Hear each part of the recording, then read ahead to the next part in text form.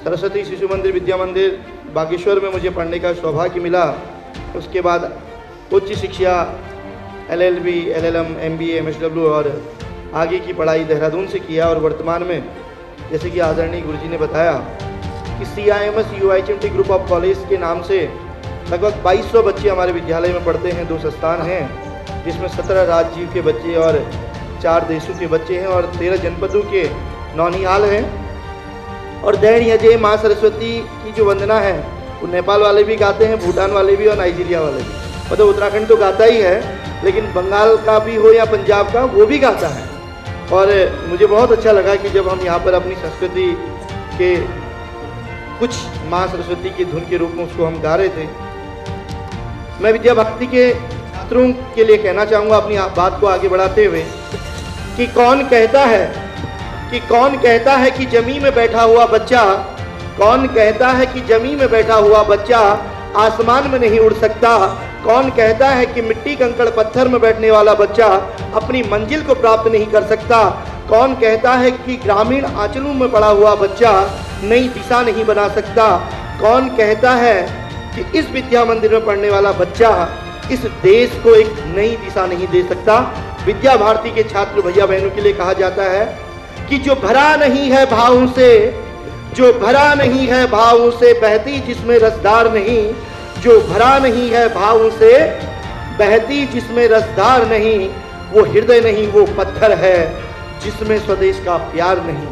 और विद्या भारती के भैया बहन तो वो हैं जिनके अंदर माता भूमि पुत्रो अहम पृथिव्या जैसे भाव, जननी जन्मभूमि स्वर्गादपि गरीयसी जैसे भावों को साकार करने का हमेशा प्रयास करते हैं। और हम तो बड़े गौरवशाली हैं कि विद्या भारती के छात्र होने के नाते हम इस देवभूमि उत्तराखंड के भी वो नैनीहाल हैं जो देश को आज नई दिशा देने का काम कर रहे हैं। मैं अपने भैया बहनों को बताना चाहूँगा कि अगर आज अंतर्राष्ट्रीय स्तर की अगर हम बात करते हैं, अगर भारतवर्ष की बात करते हैं, तो आज पूरे विश्व में ये देवभूमि उत्तराखंड, ये भारतवर्ष पूरे विश्व को एक नई दिशा देने का काम कर रहा है।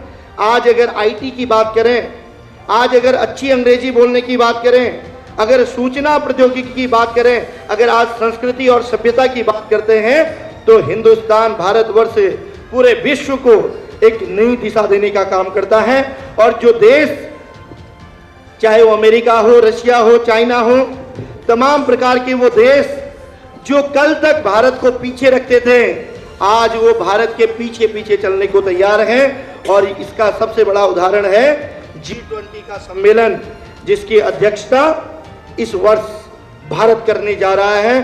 तो ऐसे सौभाग्यशाली देश जहां पर विश्व की सबसे ज्यादा युवा शक्ति है, कहते हैं कि संघर्षों के आयामों से इतिहास बना करते हैं, जिस ओर जवानी चलती है उस ओर जवाने चलते हैं। तो ये तो ऐसे युवाओं का देश है। और कहते हैं जिस राष्ट्र की नींव, जिस राष्ट्र की ताकत युवा शक्ति हो, तो वो मिट्टी कंकड़ पत्थर में बैठ के भी आसमान में उड़ने के हौसले रखते हैं। और हम जानते हैं कि जिसके अंदर जननी जन्मभूमि के भाव होते हैं, जो अपनी माँ का सम्मान करे वो दूसरी माँ का भी सम्मान करता है। और जो भारत माँ के सम्मान करता है वो अपना राष्ट्र निर्माण में योगदान भी देता है। और हम तो सौभाग्यशाली हैं कि कश्मीर से लेके कन्याकुमारी तक, उत्तर से लेके पश्चिम तक, इस समय देश की सरहदों में अखंड भारत के निर्माण के लिए हम सुरक्षित रहें, हम इस विद्यालय में सुरक्षित पढ़ें। इसके लिए